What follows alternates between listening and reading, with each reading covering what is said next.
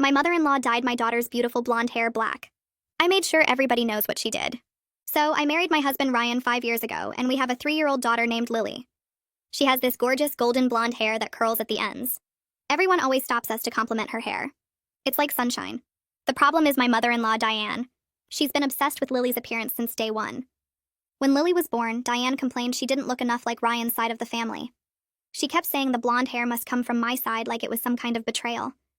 Ryan has dark hair like his mom, but his dad was blonde as a kid, so it's literally from their genetics too. Diane would make these comments about how Lily would be prettier with dark hair like a real Rodriguez. I told her Lily was perfect and to stop. She'd say she was just being honest and that grandmas know best. Every visit, she'd bring up the hair thing. She'd show us pictures of Ryan as a kid saying how handsome he was with his dark hair. She'd point out other kids with dark hair and say they looked more put together. She even bought Lily a bunch of black wigs for dress up and got upset when Lily didn't want to wear them. Ryan told her to drop it, but she said we were too sensitive. The thing about Diane is she runs the children's ministry at her church. She's always talking about how she basically raised hundreds of kids through Sunday school. She thinks this makes her an expert on all things child-related. She brings it up constantly. If I mention Lily's bedtime, she has a story about how she managed 20 kids' nap time. If I talk about Lily's food preferences, she tells me about making snacks for 50 kids every week. She actually told me once that being a mom to one child was nothing compared to being a spiritual mother to a whole congregation's children. Last month, Ryan had to go on a business trip for 4 days. I work from home but had a huge presentation that week. Diane offered to watch Lily during the days while I worked. I was desperate and agreed. I gave her a whole list of instructions. Lily's routine, her meals, her nap schedule. I specifically said no sugar after 2 p.m., no TV during meals, and absolutely no changes to her appearance without asking me first. That last one I said 3 times because Diane had been making comments about piercing Lily's ears, and I wanted to be clear. The first 2 days were fine. Diane sent pictures of them at the park, eating lunch, doing crafts. On the 3rd day, she said she was taking Lily to get ice cream after her children's ministry meeting. I reminded her about the sugar rule, but she said one treat with Grandma wouldn't hurt. I was in back-to-back meetings and couldn't argue. When I picked up Lily that evening, I almost threw up. Her beautiful golden hair was jet black. Not dark brown, not chocolate, but black like a goth teenager. Diane was standing there smiling like she'd done something wonderful. She said Lily looked so much better, more like a real Rodriguez. She said the kids at church agreed she looked more sophisticated now. She actually said my 3-year-old needed to look sophisticated. I asked Lily what happened, and she said Grandma put yucky stuff on her hair that smelled bad and made her cry. Diane said Lily was being dramatic and that she sat perfectly still the whole time. Lily whispered that Grandma promised her a toy if she stopped crying. I grabbed Lily and left without saying anything, because I knew I'd say something I couldn't take back. Ryan flew home that night when I sent him the pictures. He was furious. He called his mom and she said we were overreacting to a little hair color. She said it would wash out eventually. She said she did us a favor because now Lily looked more like family. She actually told Ryan that I probably wanted Lily to have blonde hair so she wouldn't look Mexican. I'm literally married to a Mexican man and chose to have children with him, but sure, I'm the racist one. The next day, I took Lily to a salon. They said the box dye Diane used was permanent and harsh. They could strip it, but it would damage Lily's hair badly. They recommended letting it grow out and cutting it gradually. My baby's beautiful hair was ruined. Diane kept texting saying we were making a big deal out of nothing. She said hair grows back. She said I should thank her for the free makeover. She said the ladies at church all thought Lily looked better. That gave me an idea. Sunday came and I knew Diane would be running her children's ministry class. I dressed Lily up in her favorite princess dress, the one she picked specifically because it matched her old golden hair. I showed up right as the parents were picking up their kids from class. I walked in with Lily and loudly asked Diane to explain to everyone what she did to my daughter's hair without permission. The whole room went quiet. Every single parent turned to look at us. Diane's face went bright red and she opened her mouth, but nothing came out at first. She finally managed to say something about how this wasn't the right place for family business. Summer Hale stepped forward from the group of parents. She asked me what I meant by without permission. I spoke loudly enough for everyone to hear. I explained that Diane permanently dyed my 3-year-old daughter's hair black while babysitting her. I said I had told Diane 3 separate times not to make any changes to Lily's appearance. The room stayed completely silent. Summer's mouth fell open. She looked down at Lily and then back at Diane with total shock on her face. Another mom standing near the craft table asked if I was being serious right now. I pulled my phone out of my pocket and opened my photos. I showed them the before pictures of Lily's beautiful golden curls that everyone at church had always complimented. Then I showed them the after pictures of the harsh jet black hair she has now. Brooklyn Bartlett moved closer to see my phone better. She gasped out loud and said she would be absolutely furious if someone did that to her daughter without asking her first. Diane tried to recover from the shock, She said it was just a little makeover and that I was making a huge scene in front of everyone. Summer cut her off mid-sentence. She said dyeing a toddler's hair without the parents saying yes was completely wrong. She said using permanent dye made it even worse. Several other parents standing around the room nodded their heads in agreement. I could see Diane's face change as she realized this wasn't going the way she thought it would. She had probably expected the other parents to agree with her about how Lily looked better now. I kept talking because I wanted everyone to know the full truth. I described how Lily cried during the whole process. I explained that Diane had to bribe her with a toy to get her to stop crying and sit still. Several parents looked genuinely upset when they heard that. One dad standing by the door asked Diane directly if she really made a 3-year-old sit through getting her hair dyed while she was crying. Diane insisted that Lily was just being dramatic about the whole thing. She said children need to learn patience and that sometimes you have to do things even when kids complain. Her defense sounded weak even as she was saying it. I could hear it in her voice. Brooklyn spoke up again from where she was standing. She said she had actually been uncomfortable with some of Diane's comments about children's appearances before this happened. She said she just hadn't wanted to cause problems by saying anything. Another parent near the back admitted that Diane once suggested her son would look better with shorter hair. She said Diane had seemed really pushy about it and kept bringing it up. I felt this wave of relief wash over me. I was realizing that I wasn't the only parent who had experienced Diane crossing boundaries with their kids. Pastor Javier suddenly appeared in the doorway. He asked what was going on because he had heard raised voices from his office down the hall. Summer immediately walked over to him.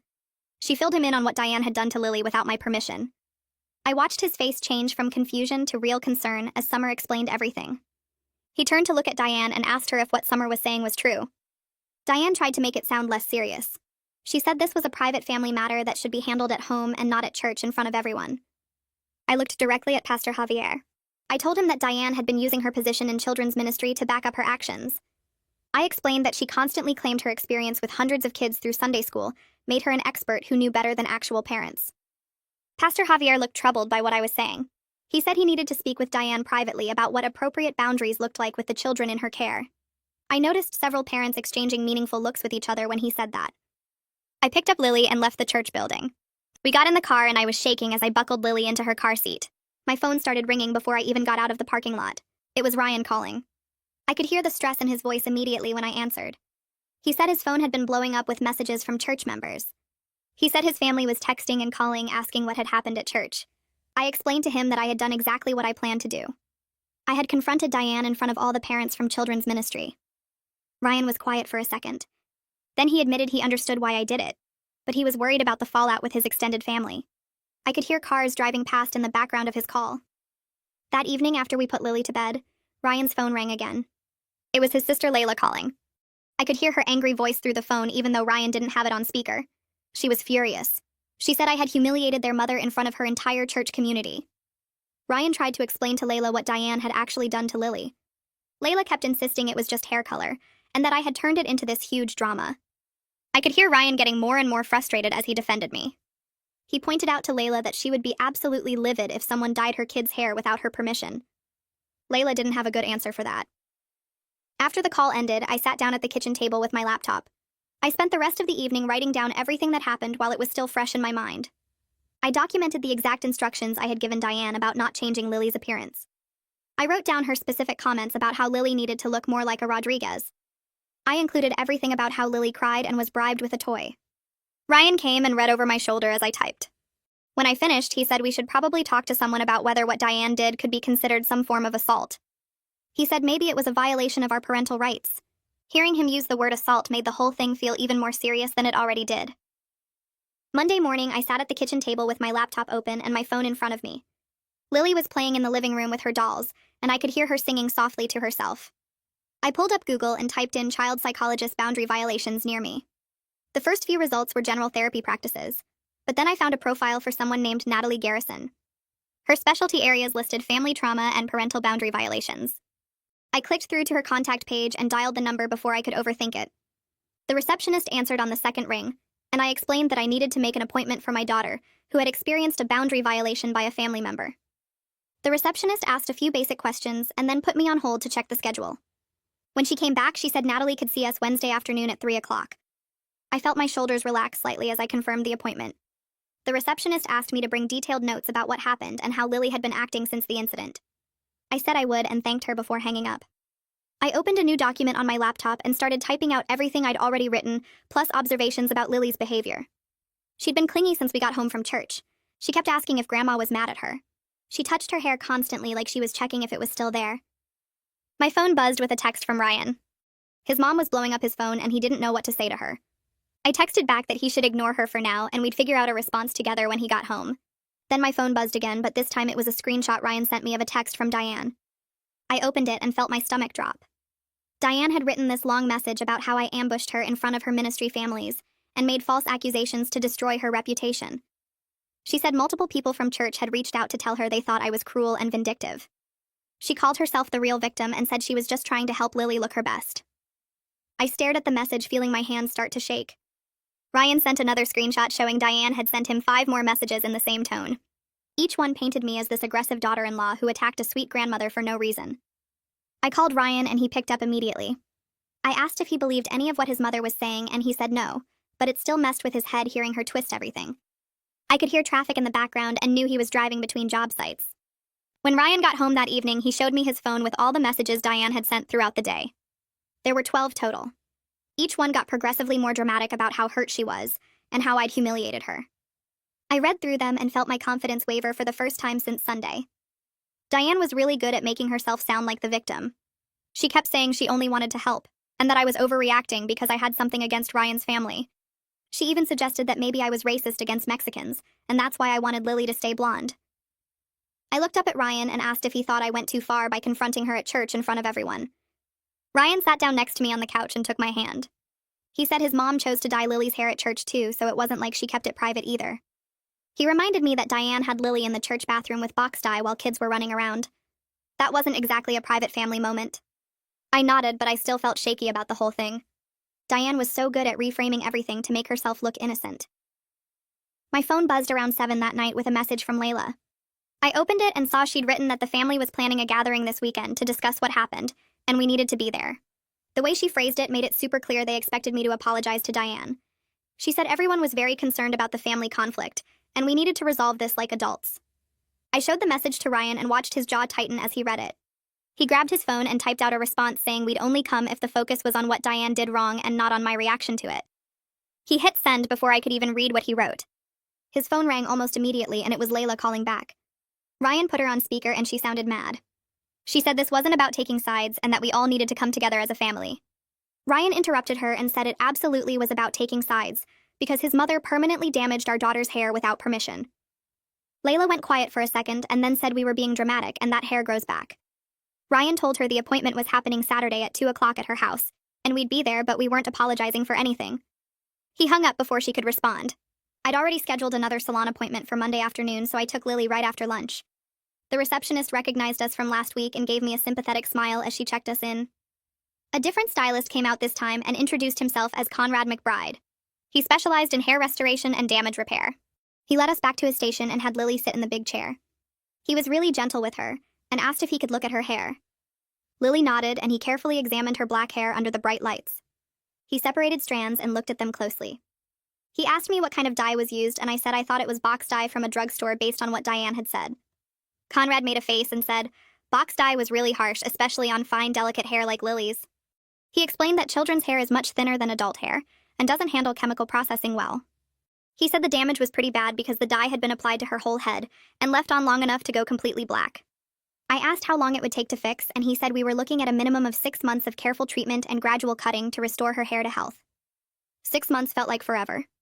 He said we'd need to come in every 3 weeks for conditioning treatments and tiny trims to cut off the damaged parts as her natural hair grew in. Lily sat very still during this whole conversation, and I could see her eyes getting watery. Conrad noticed too and quickly changed the subject to ask Lily about her favorite princess. She perked up talking about Rapunzel and her long golden hair. That night after Lily was asleep, Ryan and I had our first real fight about everything. We were in the kitchen and I was loading the dishwasher when he said maybe we should let his mom see Lily with supervision just to keep the peace. I stopped what I was doing and turned to look at him. I asked if he was serious right now. He said his mom was completely wrong, but maybe I was being too harsh by refusing any contact until she apologized. I felt something snap inside me. I told him his mother permanently damaged our daughter's hair and traumatized her, and he was worried about me being too harsh. Ryan's face got red and he said that wasn't fair because he agreed Diane was wrong. I said if he really agreed, then he wouldn't be trying to get me to back down. He raised his voice and said he was trying to find a middle ground so his whole family didn't fall apart. I raised my voice back and said our daughter's well-being was more important than his family's comfort. We both ended up crying from the stress and exhaustion of it all. I sat down at the kitchen table and put my head in my hands. Ryan came over and sat next to me. We didn't talk for a few minutes. Ryan finally broke the silence and said he was scared of losing his relationship with his mother. He admitted he'd been the peacekeeper his whole life and didn't know how to handle this kind of serious family conflict. He said growing up he was always the one smoothing things over when his mom fought with his dad or his sisters. He'd learned to make himself small and agreeable to keep everyone happy. I felt my anger soften hearing him be so honest. I reached over and took his hand. I told him I understood that was hard, but I needed him to prioritize Lily and me even when it felt impossible. I said we'd figure this out together, but I couldn't do it if he kept trying to make peace with someone who hurt our daughter. Ryan squeezed my hand and said he knew I was right. He said he'd stop pushing for compromise with his mom until she took real accountability. We sat there holding hands until we both stopped crying. Then we went upstairs and checked on Lily, who was sound asleep with her stuffed bunny. Tuesday morning, I woke up to a message notification on my phone. It was from Summer Hale, one of the moms from church.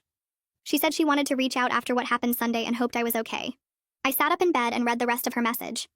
She said several parents had been talking and they'd all had concerns about Diane's approach to the children in ministry for a while now. She said my confrontation actually opened up important conversations about boundaries and parental authority that needed to happen. I felt this huge wave of relief reading her words. I'd been so worried that everyone at church thought I was crazy or mean. I texted back thanking her for reaching out and asking what kind of concerns other parents had. She replied right away saying she'd rather talk on the phone if I had time. I called her and she picked up immediately. Summer told me that Brooklyn had been really relieved to hear other parents had similar experiences with Diane making weird comments about their children's appearances.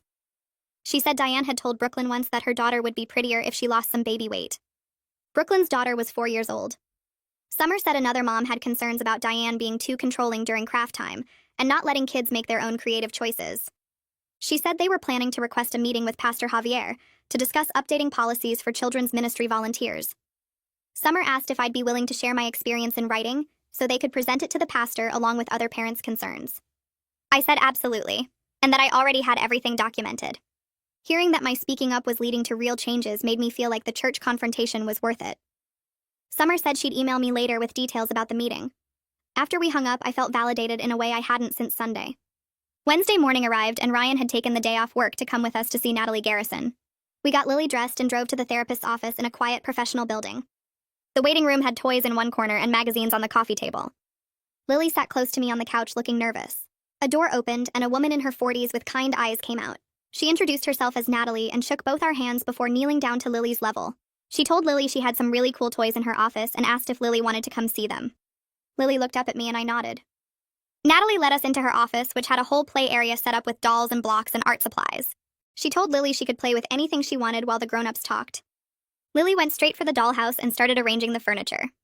Natalie sat in a chair where she could watch Lily and gestured for Ryan and me to sit on the couch. For the first 20 minutes, she just observed Lily playing and asked us basic questions about Lily's routine and personality. She watched how Lily played with the dolls and what scenarios she acted out.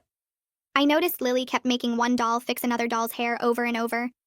Natalie turned her attention from Lily's play area and settled into her chair across from us. She asked me to walk her through everything that led up to the hair dyeing, starting with Diane's comments about Lily's appearance over the past 3 years.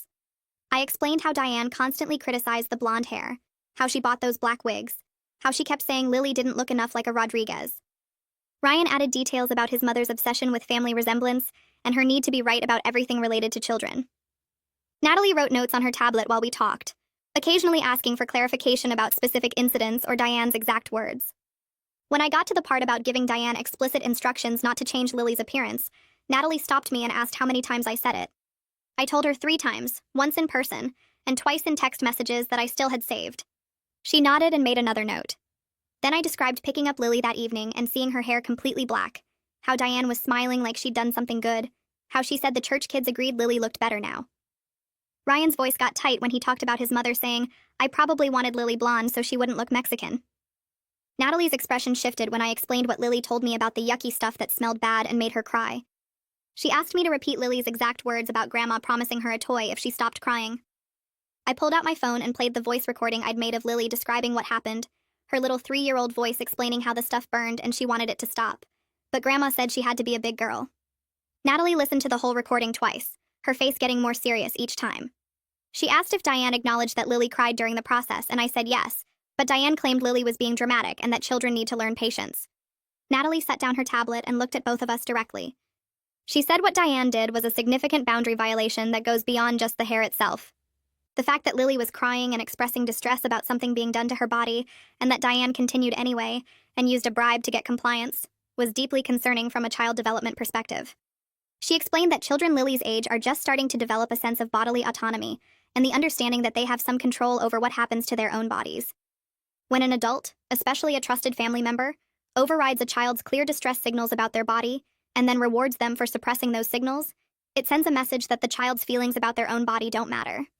Natalie said this kind of experience can impact how children learn to set boundaries and advocate for themselves as they grow up. She asked how Lily had been acting since the incident, and I described the nightmares. The way Lily kept touching her hair and asking when it would be yellow again. How she'd become clingy and anxious about me leaving her with anyone. Ryan mentioned that Lily had asked him twice if Grandma was going to change anything else about her. Natalie explained that Lily was showing normal trauma responses to having her boundaries violated by someone she trusted. The good news was that with proper support and clear consequences for Diane's actions, Lily would likely recover well because she was young and resilient. But the key was making sure Lily saw that her parents would protect her, and that adults who hurt her would face real results for their actions. Natalie spent another 20 minutes talking with us about recommendations going forward. She said supervised visits only with Diane, meaning Ryan or I had to be present the entire time and actively watching interactions. She said we needed to establish clear written boundaries that Diane would have to agree to follow before any visits happened. Those boundaries should include no comments about Lily's appearance, no gifts without prior approval, immediate respect if Lily said no to anything, and absolutely no attempts to override our parenting decisions. Natalie explained that Lily needed to see her parents as her protectors and advocates, and that meant Diane had to face genuine consequences for what she did. She offered to write a formal letter outlining her professional recommendations if we needed it for family discussions, or if Diane tried to dismiss our concerns. Ryan asked if supervised visits seemed extreme, and Natalie said no. It was appropriate given the severity of the boundary violation, and Diane's lack of acknowledgement that she did anything wrong. She said if Diane could demonstrate over time that she respected boundaries and prioritized Lily's well-being over her own preferences, the supervision could eventually be reduced. But right now, Lily's sense of safety had to be the priority. I felt this huge wave of relief hearing a professional validate that I wasn't overreacting. Natalie gave us some strategies for talking with Lily about what happened in age-appropriate ways, and scheduled follow-up appointments to monitor Lily's progress. When we left her office, I had Natalie's formal letter in my email and a clear plan for moving forward. Ryan and I drove home in silence at first, both processing everything Natalie said. Lily fell asleep in her car seat, exhausted from the appointment. When we got home and put Lily down for a nap, Ryan and I sat at the kitchen table with Natalie's letter pulled up on my laptop. He read through it carefully, his expression a mix of relief and sadness. He said he was glad to have professional backing for what we were doing, but he knew his family would see supervised visits as extreme and punitive. I reminded him that this wasn't about punishing Diane, it was about protecting Lily and making sure she felt safe. Ryan nodded, but I could see the weight of it on him. He said his whole life he'd been the one who kept peace in the family, who smoothed over conflicts and made sure everyone got along. He didn't know how to be the one causing a major rift, even when he knew it was necessary. I took his hand and told him we were doing this together, that Lily's safety and well-being had to come first, even when it was hard. He squeezed my hand and said he knew I was right, but it still hurt. We spent the rest of the evening planning how to present Natalie's recommendations to his family, and what our non-negotiable boundaries would be. Thursday morning started with a long text message from Diane to Ryan. I was making breakfast when his phone buzzed, and I watched his face change as he read it. He handed me the phone without saying anything. Diane's message said she'd spoken with her pastor and several church friends who all agreed I had overreacted to a simple hair color. She said the way I embarrassed her in front of her ministry families was cruel and unnecessary. She wrote that she was willing to forgive me for what I did if we could just move past this and go back to normal. She said she missed her granddaughter and didn't understand why we were being so dramatic about hair that would grow back eventually. The complete lack of accountability in her message was stunning. There was no acknowledgement that she'd done anything wrong. No apology for dyeing Lily's hair without permission or for making her cry. Just this idea that she was the victim and she was graciously offering to forgive me. I handed Ryan his phone back and asked if he was going to respond. He said yes, but he needed a minute to figure out what to say. Ryan spent an hour crafting his response to Diane. I watched him type and delete and type again, trying to find the right words. Finally, he showed me what he'd written. The message explained that there would be no going back to normal, that what she did was serious and had lasting consequences for Lily. He outlined that a child psychologist had evaluated the situation and recommended supervised visits only with clear written boundaries. He said Diane needed to take genuine accountability for her actions and demonstrate that she could respect our parenting decisions before we would consider unsupervised time with Lily again. The message was firm, but not cruel, factual without being emotional. Ryan hit send and immediately his phone started ringing. Diane's name flashed on the screen. Ryan answered, and I could hear her crying through the phone from across the room.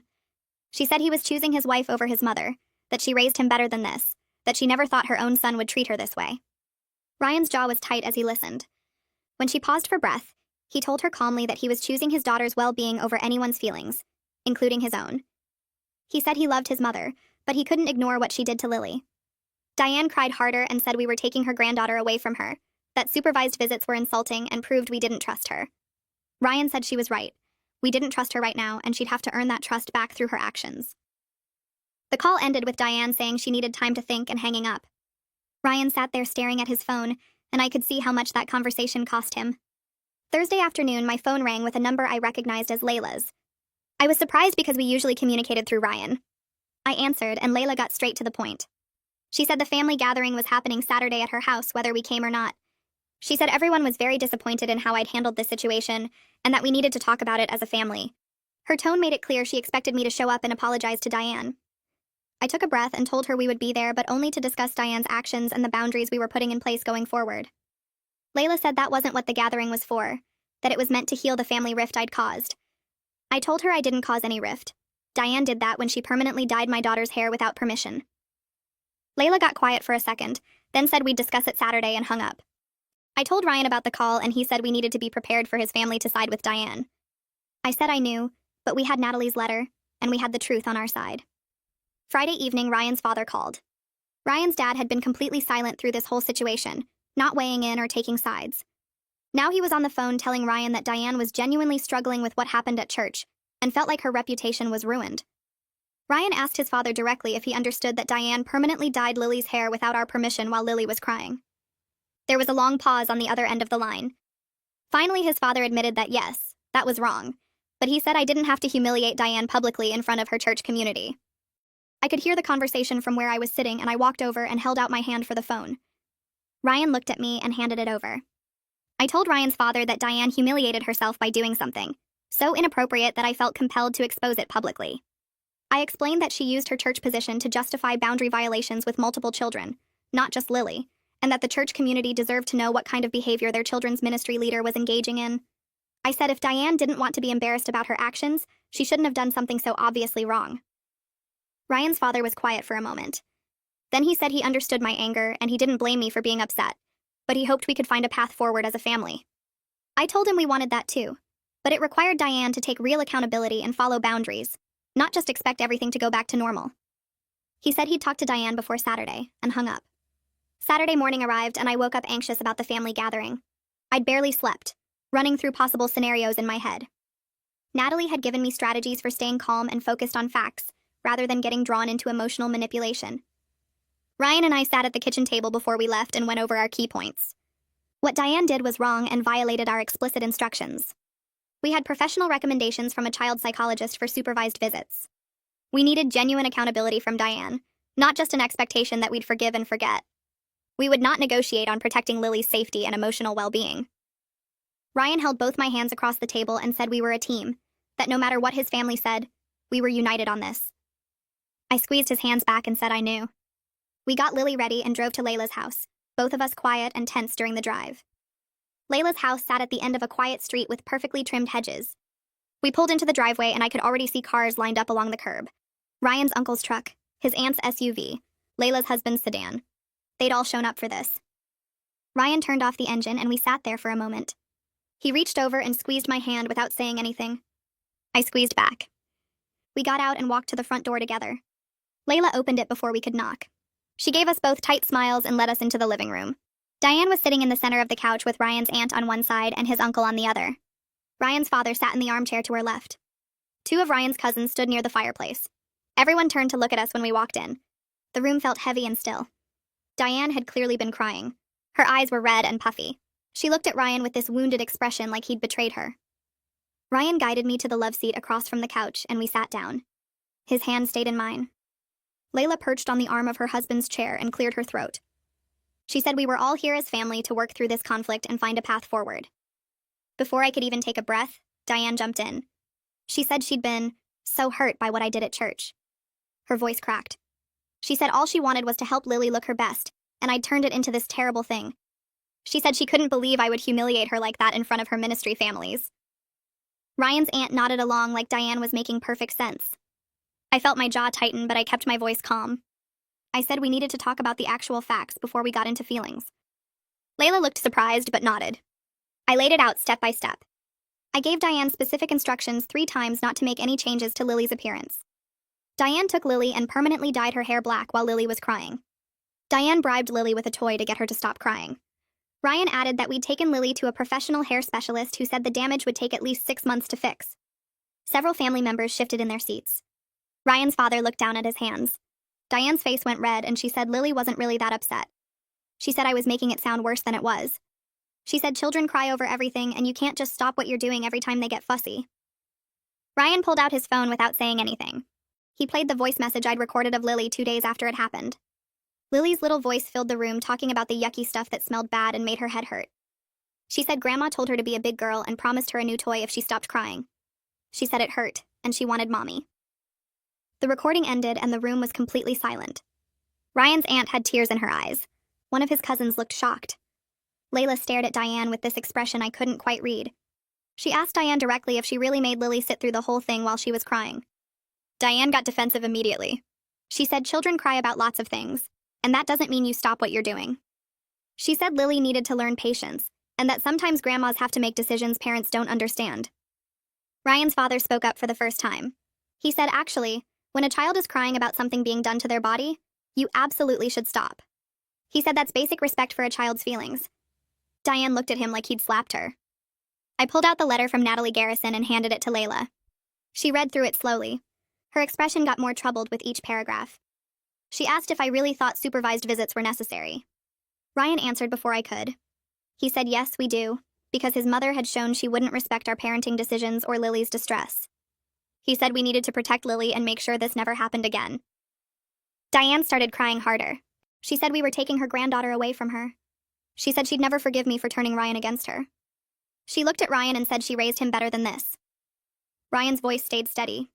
He told his mother he wasn't against her. He said he was protecting his daughter.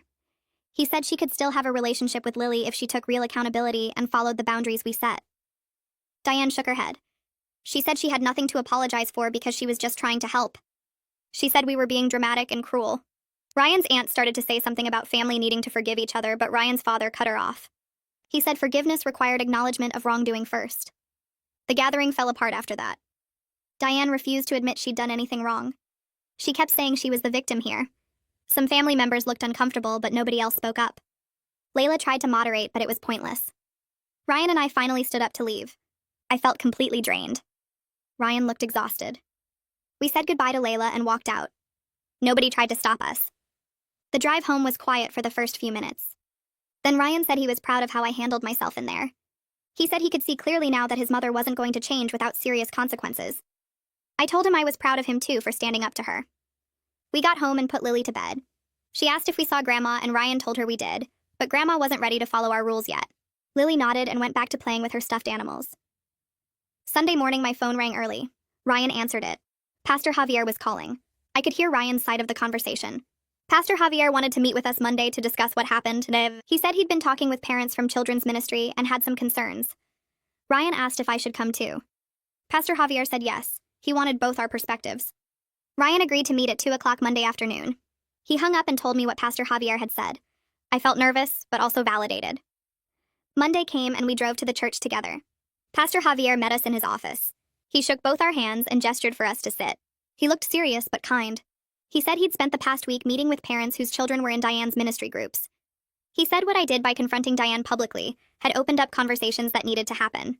He explained that several parents had come forward with concerns about Diane making inappropriate comments about their children's appearances. One mom said Diane told her daughter she'd be prettier if she lost weight. Another said Diane kept pushing her son to cut his hair shorter even after the parents said no. A dad said Diane had made his daughter feel bad about her freckles. Pastor Javier said these were small things individually, but together they showed a pattern of Diane overstepping boundaries and prioritizing appearance over children's feelings. He said my public confrontation made parents feel safe to speak up about things they'd been uncomfortable with, but didn't want to cause trouble over. I listened as Pastor Javier explained his plan for the children's ministry. He said the church needed mandatory training on boundaries and parental authority for all volunteers. His voice stayed calm but serious. Diane would need to step back from her leadership role temporarily while she completed the training. He looked at both of us and said the church had a responsibility to ensure all volunteers respected parental rights and children's autonomy. Ryan squeezed my hand under the table. I felt this weight lift off my shoulders knowing the church was taking this seriously. Pastor Javier wasn't angry or judgmental, just firm about what needed to happen. I asked him if he'd already talked with Diane about all this. He nodded and said yes. She was very upset. She felt like she was punished for caring about the children. I could picture her saying exactly that. Pastor Javier acknowledged that Diane's heart was probably in the right place, but that good intentions didn't excuse boundary violations. He thanked us for bringing this issue forward even though it was difficult. Ryan and I walked out of his office feeling like we'd made the right choice to confront this publicly. The drive home was quiet, but not uncomfortable. We both knew things were changing. That evening my phone rang while I was making dinner. Ryan answered and I heard him say Layla's name. He walked into the other room and I kept stirring the pasta, trying not to eavesdrop but definitely listening. The conversation lasted almost 20 minutes. Ryan came back looking surprised in a good way. He said Layla had been thinking a lot about everything since Saturday. She admitted she initially defended their mother out of habit, not because she really thought Diane was right. Hearing Lily's voice message and learning about the church's concerns made her realize this was more serious than she wanted to believe. She actually apologized to Ryan for being dismissive of my concerns. I felt tears prick my eyes. Having Layla on our side mattered more than I expected. Ryan said Layla wanted to talk with Diane about genuine accountability. She asked what we needed to hear from Diane before we'd consider rebuilding the relationship. Ryan and I discussed it right there in the kitchen.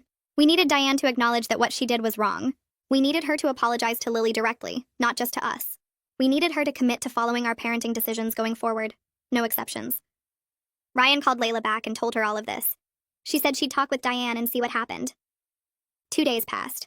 I was working at my desk when Ryan texted me that his mom wanted to meet with him alone at a coffee shop. I felt nervous about that, but Ryan promised to tell me everything. He came home 3 hours later looking exhausted. We sat on the couch and he told me the whole conversation. Diane said losing her position at church had been devastating. She was starting to understand she hurt people even though that wasn't her intention. She didn't fully apologize, but she did admit she should have respected my instructions about Lily's appearance. Ryan said it felt like progress, but not enough. I agreed. Partial accountability wasn't good enough after what she did. Ryan told me he said exactly that to his mother. Diane got frustrated. She said she was trying, but this was hard for her because she'd always believed her experience with children made her an expert. Ryan gently pointed out that experience didn't override parental authority or children's bodily autonomy. He said she looked like she was really hearing that for the first time. Maybe it was sinking in. Maybe not. We'd have to wait and see. I started taking Lily to weekly play therapy sessions with Natalie. The first session, Lily clung to my leg and didn't want to go into the office. Natalie was patient and kind. She showed Lily the toys and dolls and art supplies. By the end of that first hour, Lily was playing and talking. Natalie used dolls to help Lily express her feelings about the hair dyeing experience. She had Lily draw pictures of things that made her happy and things that made her scared. After the third session, Natalie pulled me aside. She said Lily was showing good progress but still had some anxiety about her appearance and about trusting Grandma. She recommended we keep coming weekly. I watched Lily skip out to the car with a sticker on her shirt and felt grateful we had professional help. Conrad, the hair specialist, became part of our routine too. Every 2 weeks we drove to his salon for treatments and gradual trims. He was so good with Lily, always explaining what he was doing in simple words she could understand. He showed me pictures of her hair slowly improving. The harsh black was fading bit by bit as her natural golden blonde grew in at the roots. He said we were on track for her natural color to grow back in with proper care. Lily was brave during every appointment. She'd sit still in the big chair and let Conrad work. He always gave her a sticker at the end and told her she was such a good patient. I took pictures of her hair at each appointment so I could see the progress. It was slow, but it was real. 3 weeks after the family gathering, Ryan got a call from Pastor Javier. Diane had completed the boundary training at church. She wanted to meet with Ryan and me. Pastor Javier offered to facilitate the meeting at the church with him present as a neutral party. Ryan looked at me and I nodded. We needed to hear what she had to say. The day of the meeting, I felt sick to my stomach. We drove to the church in silence. Pastor Javier met us at the door and led us to a small conference room. Diane was already sitting there. She looked nervous and tired. Her eyes were red like she'd been crying. She stood up when we came in but didn't try to hug us. We all sat down around the table. Pastor Javier started by thanking everyone for coming. He said this meeting was about healing and understanding. He looked at Diane and nodded. She took a deep breath. With Pastor Javier's gentle prompting, she started talking. She said the training made her realize she'd been treating her role in children's ministry as giving her authority she didn't actually have. She'd been confusing experience with permission. She said she'd been doing a lot of thinking about why she was so focused on Lily's hair. She paused and her voice got quieter. She admitted it was partly about her own insecurities about Lily not looking Mexican enough. She worried what people would think. She worried Lily wouldn't feel connected to Ryan's side of the family. This was the most honest she'd ever been with us. I felt my anger soften just a little bit. Not gone, but softer. Ryan reached for my hand under the table. Diane wasn't done yet, but this was a start. A real start. Diane looks directly at me and her voice gets quieter when she says she's sorry for not respecting my instructions about Lily. She says she understands now that even though she thought she was helping, she violated Lily's trust and my authority as her mother. The words sound rehearsed, but there's something in her eyes that makes me think she actually means at least some of it. She pauses and takes a breath. I can tell parts of this apology are hard for her to say, because she keeps looking down at her hands. Ryan reaches over and squeezes my knee under the table. I nod slowly and tell Diane I appreciate her saying that, and it feels like a starting point even if it's not perfect. Pastor Javier smiles a little and says, "This is good progress, and he's proud of the work Diane has been doing in the training sessions." Ryan pulls out a folded piece of paper from his jacket pocket and smooths it out on the table between us. He explains that we've written down some boundaries for future contact with Lily, and we need Diane to read them and agree to follow them if she wants to see her granddaughter again. Diane's face tightens, but she picks up the paper and starts reading. I watch her eyes move down the page and see her expression change as she reads each rule. All visits must be supervised by us. No comments about Lily's appearance whatsoever. No gifts without our approval first. Immediate respect if Lily says no to anything. When she finishes reading, she sets the paper down and I can see her hands are shaking slightly. She asks if supervised visits means we don't trust her alone with Lily anymore, and Ryan says yes, that's exactly what it means until she proves she can respect our boundaries consistently. Diane's eyes fill with tears, and she says this feels like punishment, but I remind her that Lily cried while having her hair dyed, and that's not something we can just forget about. She wipes her eyes and picks up the paper again, reading it one more time slowly. Finally, she looks up and says she'll follow the boundaries if it means she can see Lily again. Her voice cracks when she says it, but she nods firmly. Ryan asks if she understands that we're serious about all of these rules, and she says yes, she understands. We schedule the first supervised visit for the following Saturday at our house. Ryan texts Diane on Friday to confirm, and she responds immediately saying she'll be there at 10 in the morning. Saturday comes and I'm anxious all morning while Ryan tries to keep Lily distracted with cartoons. The doorbell rings exactly at 10, and I open it to find Diane standing there looking nervous. She's holding a small stuffed bunny, and she quickly explains that she texted Ryan yesterday to ask if it was okay to bring it for Lily. I check my phone and see Ryan's message confirming he approved it. Diane steps inside carefully like she's not sure she's welcome in our house anymore. Lily peeks around the corner from the living room and sees her grandma. She doesn't run over like she used to, just stands there watching. Diane kneels down slowly and holds out the bunny, asking Lily if she'd like to meet Mr. Floppy. Lily looks at me and I nod, so she walks over cautiously and takes the stuffed animal. Diane doesn't try to hug her or pull her close, just stays kneeling there while Lily examines the bunny. After a minute, Lily asks if they can play with her blocks, and Diane says that sounds wonderful. They move to the living room floor, and I sit on the couch where I can see everything. Ryan brings me coffee and sits next to me. The visit goes better than I expected, and I feel myself relaxing slightly as I watch them play. Diane is careful to let Lily lead everything, asking what color block Lily wants to use next instead of telling her how to build.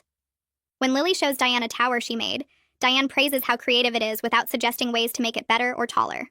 She doesn't mention Lily's hair at all, even though I catch her glancing at it once. Lily warms up gradually and starts chattering about her preschool friends and the songs she's learning. Diane listens and asks questions and laughs at Lily's stories. It's small progress, but it feels real. After an hour, Diane checks her watch and says she should probably go, and I'm surprised she's respecting our time limit without us having to enforce it. Lily gives her a small hug goodbye, and Diane's eyes get watery again, but she just smiles and says she had so much fun. Ryan walks her to the door, and I hear them talking quietly in the entryway before she leaves. After Diane leaves, Ryan and I sit down at the kitchen table to talk about how it went. He says he thinks his mom was genuinely trying to follow the boundaries, even though it was clearly uncomfortable for her at times. I agree and mention how she let Lily control the play instead of taking over like she usually does. We both noticed she didn't make any comments about Lily's appearance, which was a big deal. Lily comes into the kitchen carrying Mr. Floppy, and I ask if she had fun with Grandma. She nods and says it was good, but she's glad we stayed with her the whole time. That breaks my heart a little, but I'm also proud of her for being honest about her feelings. Ryan asks Lily if she'd like to see Grandma again in a couple weeks, and she thinks about it before saying yes, but only if Mommy and Daddy are there too. We tell her that's exactly the plan, and she seems satisfied with that answer. Ryan texts his mom later that evening saying the visit went well and will schedule another one in 2 weeks. Diane responds with a thank you and a heart emoji. Over the next month, we have 3 more supervised visits and each one goes smoothly. Diane arrives on time, brings appropriate small gifts that she's cleared with us first, and follows Lily's lead during play. She's learning to interact with Lily in a more respectful way that prioritizes Lily's comfort over her own desires. I notice Lily's anxiety about seeing Grandma gradually decreases with each visit. By the 3rd visit, Lily actually asks when Grandma is coming over next, which feels like a huge step forward. During our 4th visit, Lily spontaneously climbs into Diane's lap while they're reading a book together, and I see Diane's eyes get bright, but she doesn't make a big deal out of it. We also take Lily to see Conrad every 2 weeks for her hair treatments and gradual trims. He shows us pictures comparing her hair from a month ago to now, and we can clearly see her natural golden color starting to grow in at the roots. The harsh black is fading and her hair looks healthier overall. Conrad says we're making excellent progress and Lily should be back to her natural color within another few months. Lily is excited every time she sees the golden blonde coming back and asks Conrad if her pretty yellow hair will be all the way back soon. The church community has been really supportive throughout this whole process. Summer messages me one afternoon saying she's glad I spoke up at church that day, because it led to important changes in how children's ministry operates. She tells me several parents have expressed relief that there are now clearer boundaries and better training for volunteers. Brooklyn sends me a similar message saying she feels more confident about her kids' safety in the children's program now. Pastor Javier implements the new boundary training for all volunteers and makes it mandatory before anyone can work with kids. He sends out an email to all the parents explaining the new policies, and several of them reply thanking him for taking their concerns seriously. I run into Summer at the grocery store one day and she hugs me, saying what I did took real courage and made a difference for a lot of families. It feels good to know that something positive came out of such a painful situation. Ryan and I start seeing a couples counselor to work through the stress this situation put on our marriage. Our first session is awkward because neither of us is used to talking about our feelings with a stranger, but the counselor is patient and helps us open up. She asks us to describe how we felt during different parts of the conflict with Diane, and Ryan admits he felt torn between protecting his daughter and losing his mother. I share that I felt angry that Ryan didn't immediately take my side, and the counselor helps us understand that we were both dealing with the situation from different emotional starting points.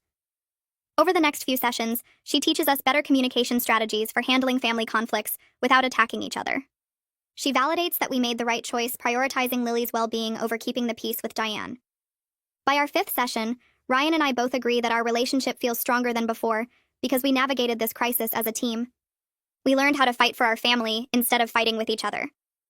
5 weeks after the initial incident, we have our most relaxed supervised visit yet with Diane. She arrives with homemade cookies that she asked permission to bake, and Lily's face lights up when she sees them. They settle on the living room floor with art supplies, and Diane helps Lily draw pictures of butterflies and flowers. I'm working on my laptop at the dining table, but I'm watching them carefully. Diane starts to say something about how Lily's hair would look pretty in braids, but catches herself mid-sentence. Instead, she redirects and says, "Lily's imagination is so beautiful. Look at all these creative colors she's using." I notice her doing this twice more during the visit, stopping herself before making appearance-related comments and finding something else to compliment instead.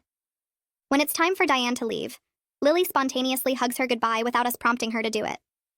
Diane hugs her back gently, and I see genuine tears in her eyes. After Lily runs off to play in her room, Diane tells Ryan and me that she knows she still has work to do, but she's grateful we're giving her this chance. Her voice is thick with emotion, and for the first time I believe she really understands what she did wrong. Layla calls me on Tuesday evening, which surprises me because we haven't talked much since the family gathering. She says she's been watching how Diane has been working on changing her behavior, and she's impressed by the effort. She asks if Ryan and I would consider coming to a family dinner next month, promising it will be low-key and that she'll make sure everyone respects our boundaries. I tell her I need to talk to Ryan about it, and she says she understands. That night, Ryan and I discuss whether we're ready for a family dinner. We agree to try it with the understanding that we'll leave immediately if anyone makes us uncomfortable or breaks our boundaries. Ryan texts Layla the next day saying we'll come, but we're bringing Lily home by 7 regardless of when dinner ends. Layla responds saying that's totally fine and she's just happy we're willing to try. Our next appointment with Conrad happens 2 weeks later, and I'm nervous walking into the salon with Lily. She bounces in her seat while Conrad pulls up the photos from her last visit on his tablet, and then takes new pictures of her hair under the bright lights. He zooms in on the roots, and I can actually see it now, several inches of healthy golden blonde growing in at the top. The black is still there on the ends, but the contrast makes the blonde look even brighter than before. Conrad grins and says we're ahead of schedule on the recovery, that with continued treatments, Lily's hair should be back to her natural color within another 3 months. Lily squeals and asks if her pretty yellow hair is really coming back, and Conrad kneels down to show her the pictures, pointing out the blonde sections. She touches her roots gently, and her whole face lights up with excitement. Ryan and I take Lily to see Natalie the following week, and I notice immediately that Lily seems more relaxed in the waiting room than she used to be. She plays with the toys without clinging to my leg, and when Natalie calls us in, Lily runs ahead without hesitation. Natalie spends time observing Lily's play patterns, and then asks her some gentle questions about Grandma's visits. Lily talks about the last supervised visit, describing the cookies Diane brought and the butterfly pictures they drew together. After Lily goes back to playing, Natalie tells Ryan and me that Lily is doing remarkably well emotionally. She says the consistent boundaries and supervised visits have helped Lily feel safe again, that children need to see their parents protecting them and following through on consequences. Natalie recommends we continue the current arrangement for another month, and then consider gradually increasing Diane's time with Lily if the positive pattern continues. Ryan squeezes my hand, and I feel relief wash over me, knowing our daughter is truly healing from what happened. The family dinner at Layla's house arrives, and my stomach is in knots as we pull into her driveway. Ryan parks, and we both sit there for a moment before he says we can leave any time if it gets uncomfortable. Inside, the atmosphere is cautious, but not hostile like it was at the first family gathering. Diane greets us quietly and asks permission before hugging Lily, waiting for Lily to nod yes before gently putting her arms around her. During dinner, Diane is noticeably different in how she interacts with Lily. When Lily wants to leave the table to play with toys in the living room, Diane asks if that's okay with us first, instead of just encouraging her to stay. Later, when Lily is playing, Diane starts to reach out to fix a strand of Lily's hair, but stops herself mid-motion and pulls her hand back. Ryan's father pulls me aside into the kitchen while I'm getting Lily some water, and tells me he's proud of how we handled everything. He says Diane needed this wake-up call and that he wishes he'd stepped in sooner to address her boundary issues. The dinner isn't perfect, and there are some awkward silences, but everyone respects our rules, and nobody makes comments about Lily's appearance. 2 months have passed since the church confrontation, and we've settled into a rhythm that actually feels sustainable. Diane sees Lily every other week with either Ryan or me present, and she follows our boundaries consistently without us having to remind her. Lily's hair is visibly growing back, the golden blonde now taking up almost half the length while the black fades toward the ends. Lily talks about how excited she is for her yellow hair to come all the way back and asks almost daily if it's growing faster. Ryan and I are communicating better than we ever have, checking in with each other about family decisions and backing each other up without hesitation. Our marriage feels stronger because we face this challenge as a team instead of letting it divide us. The relationship with Diane isn't what it was before and probably never will be.